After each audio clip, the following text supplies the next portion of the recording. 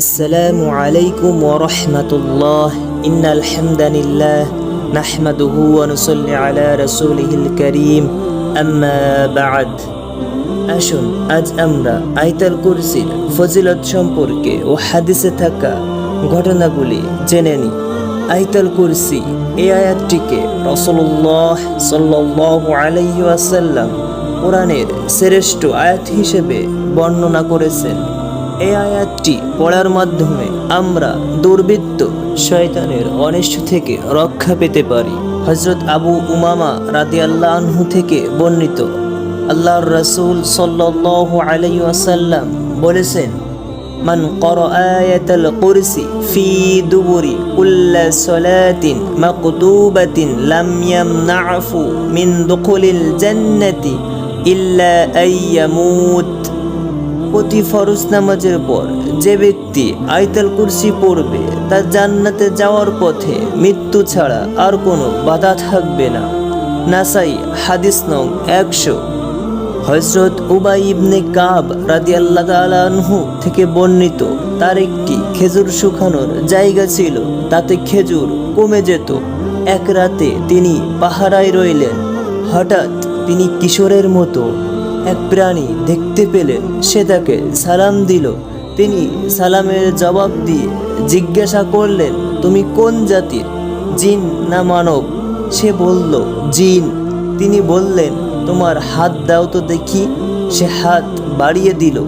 দেখা গেল তার হাত ও পশম কুকুরের হাত ও পশমের মতো। সে বলল, এটা জিনের গঠন। সে আরো বলল, জিনেরা জানে তাদের মধ্যে আমার চেয়ে শক্তিশালী আর কোনো পুরুষ নেই। তিনি বললেন, কি উদ্দেশ্যে এসেছো? সে বলল, আমি জানতে পেরেছি আপনি সাদাকা করতে পছন্দ করেন, তাই আপনার খাদ্যবস্তু খেজুর থেকে নিতে এসেছি। তিনি বললেন, তোমাদের অনিষ্ট থেকে আত্মরক্ষার উপায় কি? সে বলল, সূরা বাকারার এই আয়াতটি, আল্লাহু লা ইলাহা ইল্লা হুয়াল হাইয়ুল কাইয়্যুম। যে তা সন্ধ্যায় পাঠ করবে সে সকাল পর্যন্ত আমাদের অনিষ্ট থেকে নিরাপদে আশ্রয়ে থাকবে, আর যে সকালে পড়বে সন্ধ্যা পর্যন্ত আমাদের অনিষ্ট থেকে নিরাপদ আশ্রয়ে থাকবে। সকালে তিনি রাসূলুল্লাহ সাল্লাল্লাহু আলাইহি ওয়াসাল্লামের কাছে এসে বিষয়টি জানালেন। নবী সাল্লাল্লাহু আলাইহি ওয়াসাল্লাম বললেন, খবিশ সত্য বলেছে। সহিহ ইবনে হিব্বান হাদিস নং 784, মুস্তাদরাকে হাকিম হাদিস 2064। আয়াতুল কুরসির প্রসঙ্গে সহিহ বুখারীতে এক আশ্চর্য ঘটনা বর্ণিত আছে। হযরত আবু হুরায়রা রাদিয়াল্লাহু তাআলা আনহু বলেন, আল্লাহর রাসূল সাল্লাল্লাহু আলাইহি ওয়াসাল্লাম আমাকে রমজানে যাকাত সাদাকাতুল ফিতরের খেজুর দেখাশোনার দায়িত্ব দিয়েছিলেন। রাতে এক আগন্তুক এসে সেই খাদ্যবস্তু খেজুর থেকে মুঠি ভরে নিতে লাগলো। আমি তাকে ধরে ফেললাম এবং বললাম, তোমাকে আল্লাহর রাসূল সাল্লাল্লাহু আলাইহি ওয়াসাল্লামের কাছে হাজির করব। সে বলল, দেখুন আমি এক অভাবী, প্রয়োজনগ্রস্ত ও পরিবারের ভারগ্রস্ত লোক। আমি তাকে ছেড়ে দিলাম। সকালে নবী সাল্লাল্লাহু আলাইহি ওয়াসাল্লাম বললেন, আবু হুরায়রা, তোমার গত রাতের বন্দির কি হাল? আমি বললাম, ইয়া রাসূলুল্লাহ, সে তার অভাব অনটন ও পরিবারের ভারগ্রস্ততার কথা বলায় আমার দয়া জেগেছে, তাই তাকে ছেড়ে দিয়েছি। নবী সাল্লাল্লাহু আলাইহি ওয়াসাল্লাম বললেন, দেখো সে তোমাকে মিথ্যা বলেছে, সে আবারও আসবে। ফলে আমার জানা হয়ে গেল রাসূলুল্লাহ সাল্লাল্লাহু আলাইহি ওয়াসাল্লাম যখন বলেছেন আসবে, অবশ্যই সে আসবে। আমি তার অপেক্ষায় প্রস্তুত হয়ে রইলাম। ইতিমধ্যে সে এসে সেই খাদ্যবস্তু থেকে মুঠি ভরে নিতে লাগলো।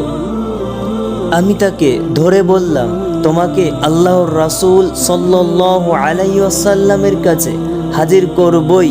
সে তখন বলতে লাগলো, আমাকে ছেড়ে দিন, আমি তো অভাবী লোক, পরিবারের ভারগ্রস্ত। আর আসবো না। তার এ কথায় আমার দয়া হলো, ছেড়ে দিলাম। সকালে রাসূলুল্লাহ সাল্লাল্লাহু আলাইহি ওয়াসাল্লাম বললেন, তোমার বন্দির কি খবর? আমি বললাম, ইয়া রাসূলুল্লাহ, সে তার প্রচণ্ড অভাবগ্রস্ততা ও পরিবারের ভারগ্রস্ততার কথা বলছিল, তাই আমার দয়া হয়েছে, তাকে ছেড়ে দিয়েছি। তিনি বললেন, দেখো, সে তোমাকে মিথ্যা বলেছে, সে আবারও আসবে। তার এ কথায় তৃতীয় রাতেও আমি অপেক্ষায় রইলাম। এক পর্যায়ে সে এসে মুঠি ভরে খাদ্য নিতে লাগলো। আমি তাকে ধরে ফেলি এবং বলি, এবার তোমাকে রাসূলুল্লাহ সাল্লাল্লাহু আলাইহি ওয়াসাল্লামের কাছে হাজির করেই ছাড়ব। এ নিয়ে 3 বার ঘটল যে তুমি বলো আসবে না, কিন্তু আবারও আসো। সে তখন বলল, আমাকে ছেড়ে দিন, আপনাকে এমন কিছু কথা শিখিয়ে দিব যার দ্বারা আল্লাহ আপনাকে উপকৃত করবেন। বললাম, কি সেই কথা? সে বলল, যখন বিছানায় যাবেন তখন আয়াতুল কুরসি পড়বেন। আল্লাহু লা ইলাহা ইল্লা হুয়াল হাইয়ুল কাইয়্যুম শেষ পর্যন্ত পড়বেন। তাহলে আল্লাহর পক্ষ থেকে সকাল পর্যন্ত আপনার জন্য একজন রক্ষাকর্তা নিযুক্ত থাকবেন এবং সকাল পর্যন্ত শয়তান আপনার কাছে ভিড়বে না। আমি তাকে ছেড়ে দিলাম। সকালে রাসূলুল্লাহ সাল্লাল্লাহু আলাইহি ওয়াসাল্লাম বললেন, গত রাতে তোমার বন্দির কি করলো?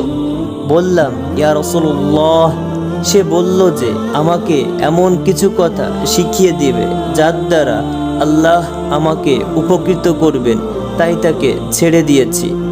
জিজ্ঞাসা করলেন, সে কথাগুলো কি?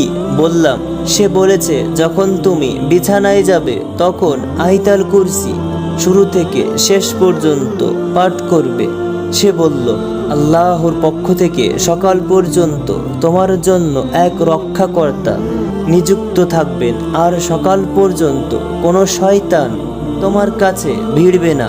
নবী সাল্লাল্লাহু আলাইহি ওয়াসাল্লাম বললেন, আমা ইন্নাহু কদ সাদাকাকা ওয়া হুয়া কাযুব, শোনো, সে তোমাকে সত্যই বলেছে, যদিও সে ডাহা মিথ্যুক। এরপরে বললেন, আবু হুরায়রা, তুমি কি জানো পরপর 3 রাত কার সাথে কথা বলেছো? তিনি বললেন, না।